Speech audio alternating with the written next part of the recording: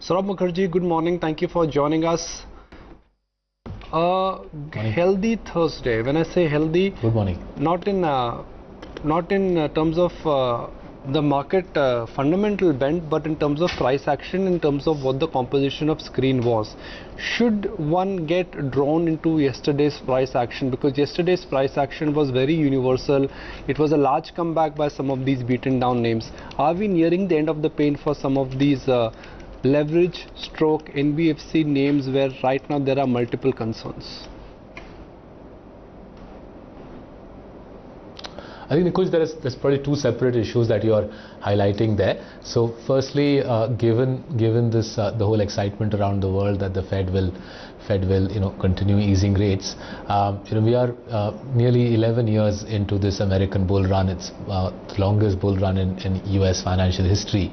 And with signs of economic weakness and the Fed therefore responding to economic weakness, I'm a little skeptical of people who say that Fed policy accommodation should be the grounds for further bullishness. So that's the sort of my take on this excitement that's sweeping around the world that the Fed will be accommodative increasingly as the year wears on because of signs of economic weakness in America. Back home in India, yes, the NBFC issue I think continues to worry us. I've been flagging it on your channel for the best part of 2 years that we've created an NBFC ecosystem funded by bond CPs and CDs, and it's a problematic ecosystem. Obviously there's grave concern there. I think the good news is the authorities seem to be seized of the scale of the problem. RBI, Delhi, SEBI, etc. There seems to be an all hands on the deck effort to address the scale of the NBFC issue, and the sooner this can be addressed, the better it is for all of us. How do you think this could be addressed? I mean, the liquidity in the system is tight. Government does not have ability to recapitalize the banks right now because they have to maintain fiscal deficit, whereas the need of the hour is to recapitalize banks and NBFCs, and that I think is the most logical stroke urgent need of the hour. Where are the means? How will this theoretically happen? Practically, if somebody has to recapitalize them, to recapitalize you need funds and flows. Where will they come from? I think PSU bank recap, I'm not so sure there is that much fiscal space for that at this juncture. I think there'll be other more pressing fiscal priorities for the new finance minister when she presents the budget on 5th July. But the NBFCs are a different ballgame altogether. What the NBFCs have shown over the last 3-4 years is they are very able, they are very efficient in terms of pumping money into the real economy, whether it be for financing cars or affordable housing, right? And therefore, if the government can find a way of pumping capital into the NBFCs and restoring the bond market's confidence in these lenders, then the impact on the economy can actually be pretty swift. Now, how can we get confidence and money back into the NBFC's balance sheets? The RBI, I think, will have to step up here and play a stellar role. I think Shakti Das over the last couple of weeks has shown a degree of reticence, perhaps rightfully, in saying that the RBI will open a liquidity window and pump money directly into the NBFCs. I think that's problematic at many levels. But we do need some degree of regulatory intervention to convince the banks, if not the bond market. We need regulatory intervention to convince the banks, if not the bond market, to lend money to the NBFCs. I think that's something that can be worked upon. Looking at, say, the RBI can look at what sort of regulatory weights are attached, what sort of capital adequacy weights are attached to NBFC lending from the banks. If the RBI can look at, say, soft guarantees in terms of banks lending to NBFCs, if the RBI can act as a guarantor, I think we need to explore this mechanism. RBI directly can't lend to the NBFCs. The RBI can lend to the banks. If the banks can lend to the NBFCs and can be encouraged to do so, we'll begin addressing what is increasingly becoming a pretty big issue for our economic growth. Okay, so that's the core issue right now with regards to the financials. But Saurabh, let me also get a sense from you, because you've been very emphatic on what you're hoping to hear, whether it be from the GST meet, whether it be from the budget, and talking about how it's imperative to hear something from the government on the back of that win with regards to that 100-day agenda. What possibly could actually boost, whether it be growth, reform, sentiment at this time? What would you be waiting to hear? I think the first interesting item that I'm seeing over the last 2-3 weeks is regular news flow about senior tax officials being asked to retire or leave. That's suggestive of a major tax crackdown. And my reckoning is, I anticipated this before the election, and I'm pretty sure this is happening.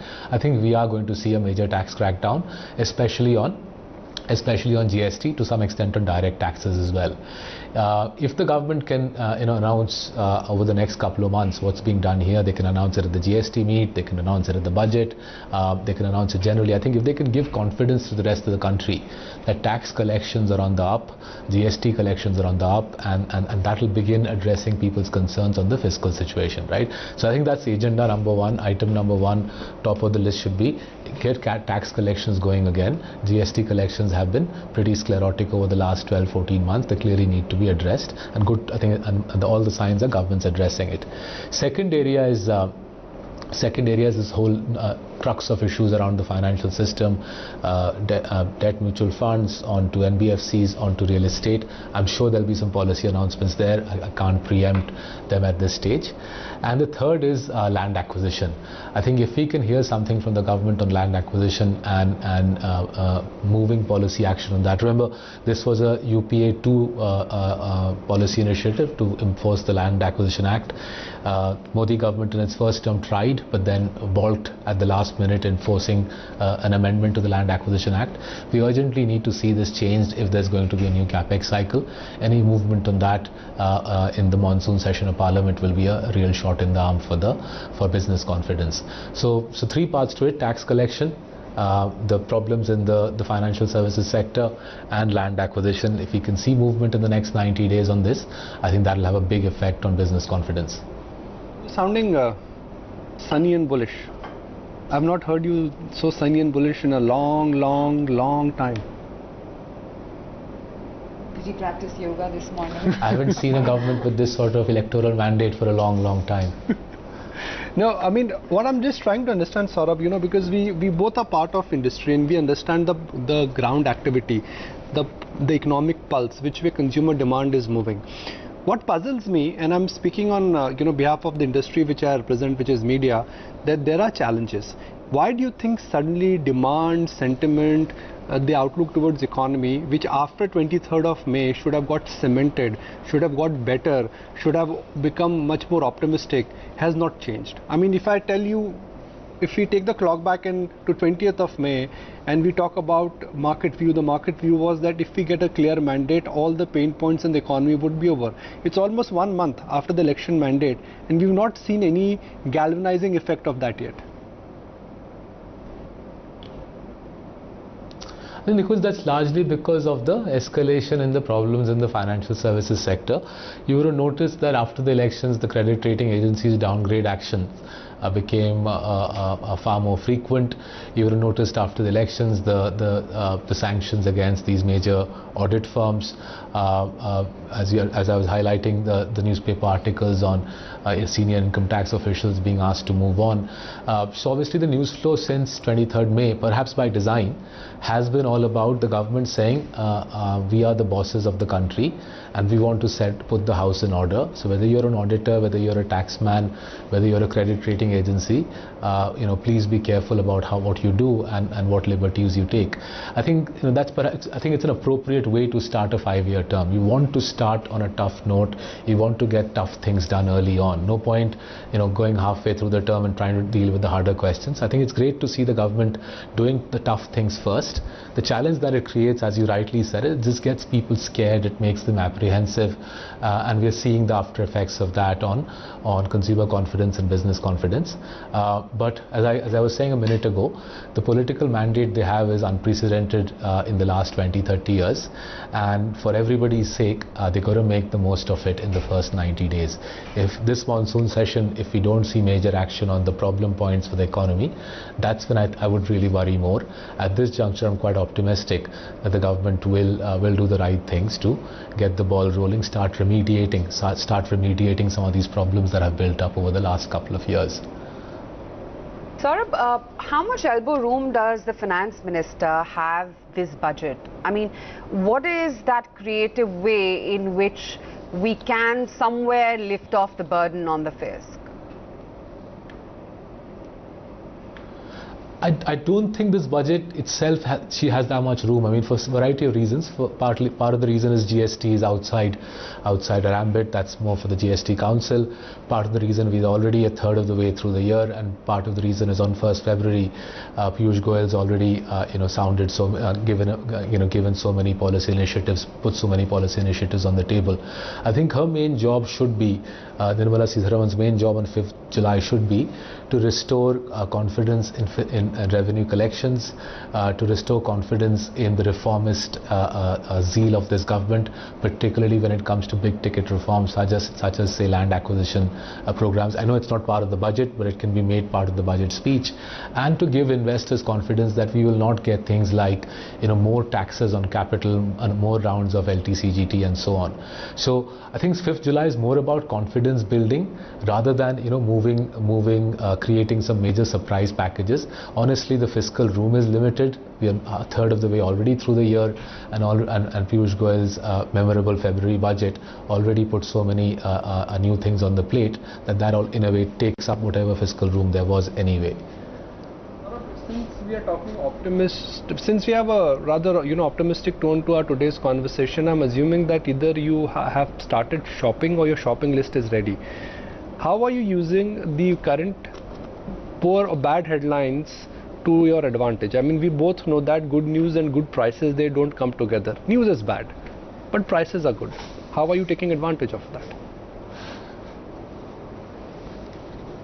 So look, our investment philosophy has been relatively unchanged for a long period of time. We continue looking for outstanding franchises which we think are available at reasonable prices. I think, as I've discussed before on your channel, I reckon the lending activity in our country will end up getting concentrated in the hands of 3-4 private sector banks and say 2 to 3 capable NBFCs, and we've invested in 4 of these lenders.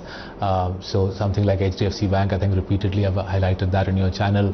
Bajaj Finance is also a stock we've bought quite aggressively for our clients over the last 5-6 months.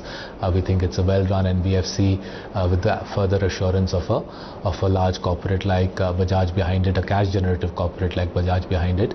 So high quality lenders. Secondly, we think the currency 76 to the rupee over the next 12 to 18 months is not unlikely, and therefore a more fairly valued currency creates a better environment for top quality IT and pharma firms to make money. Pharma has not been the flavor of the season for a lot of people, so we've taken advantage of that to buy 2 good pharma companies in one of our clients' portfolios. And in IT services, we've made sure that we've got something like TCS in our bag as we go into what I think will be potentially a year to 1.5 years of currency devaluation. So we try to keep our temperament on an even keel. We neither get overjoyed on election results, nor do we get too flustered by the sorts of events we are seeing in the NBFC sector. And if you keep doing that and keep buying high quality names in our country, what my 11 years in India have shown me is you get relatively steady compounding through booms and busts in our country. It's quite a unique market in that regard, and it's a privilege therefore to be able to live and work in this market. Saurabh, in terms of, outside of the financials, in terms of strategically how you're looking at some of the other pockets, you've spoken a little bit about, the auto space, and, there's still a question mark about the recovery there. And how perhaps IT and pharma would be a tactical bet against the slowdown that we're seeing. Just talk us through that thought and the strategy there. So look, I mean, I suppose what we are trying to marry is, on the one hand, we do want to stay invested and have in our portfolio companies with good governance, high quality balance sheets, strong cash flows. But on the other hand, we do have to take account of the economic cycle. Typically, in an Indian economic cycle, at the weakest point of the cycle, the currency gives way. Quite comprehensively, and therefore, our reckoning is over the next 12 months, 70 to the dollar will be hard to defend, and hence 76, 77 becomes more likely. well-run IT and pharma companies will be the biggest beneficiaries of that. So keeping in mind quality governance, quality accounting, high cash flow, strong balance sheets, we've chosen to go and buy pharma and IT companies in our clients' portfolios. But the other area which I'm getting very interested in is high quality small caps. Small caps have received an absolute pounding over the last 18 months or so. I don't think this year has been any better for them than last year was. And there are some smaller companies which are looking decidedly tasty in terms of the quality of their franchises and the prices at which they're available. We're doing some more work on this. It'll take us another couple of months to finalize our strategy here. But the small cap space is beginning to look interesting. And one of the things I've always felt is when people get most disappointed and most despondent is when you should be most aggressive as an investor in looking for high quality names. When they're most exuberant, say a day like 23rd May, you need to be a little careful. But when people are at their highest level of despondency, one should work that much harder and put that much effort in to find outstanding franchises. So in small caps, the situation is looking very interesting. For a wrap, and I must flag off the aspect of the market which you always focus on, individual stock picking. But in this market, when you are talking about serious price distortion which has happened, does it make sense really to stick to HDFC or a Bajaj Finance, or for that matter some of these A quality names where you know those are great franchises, but those great franchises may not give you the bang for the buck because they are fully priced? That's where bulk of the concentration is. That's where large amount of institutional money has already moved in. So I think the way I've thought about it is this: look at the underlying compounding of a stock. Forget prices for a minute. Look at the underlying earnings compounding and make a call at what rate do you believe this company's earnings compounding can chug away at. If the earnings compounding of a stock is steep, say a Bajaj Finance or a Asian Paints or a HDFC Bank, if the underlying rate of compounding is steep, whether I buy it relatively rich, which is there, or I buy it relatively cheap, which is here, the slope of my compounding is still pretty good. Now, the challenge in India is that these sorts of companies with steep compounding, I would say, are maximum 30 in number. The vast majority of our companies in our market have a much more shallower compounding slope. Rather than 25%, they have, say, a 10% compounding slope. When you have a shallow compounder whose underlying compounding engine itself is pretty weak, there, if you buy expensive, you might not get any returns over 10 years, right? And I think that's the trap I think a lot of our large cap funds fall into, because they are running these enormous sums of money, 100,000 crore, 200,000 crore. They end up buying a lot of these shallow compounders. They have to. On those vast sums of money, you can't just buy 20, 30 stocks. You end up buying hundreds of stocks, and you end up ramming your portfolio full of the shallow compounders. And as I said, on a shallow compounder whose compounding slope is here, like this, and if you buy it here, you're not going to compound that much, right? I think that's the challenge which large funds in our country face, and that for them valuations are all important. For them, buying the market at these valuations clearly is a major challenge. But the irony for them, and unfortunately for them, this is that at rich valuations is when they get most of their fund flows. So that in a way is the challenge in fund management. You run a large fund in India, you'll get the flows when you least need it, when you can least choose companies with good valuations. Great to have you on the show. Thanks much for taking the time and speaking with us today. Thank you. Thanks a lot.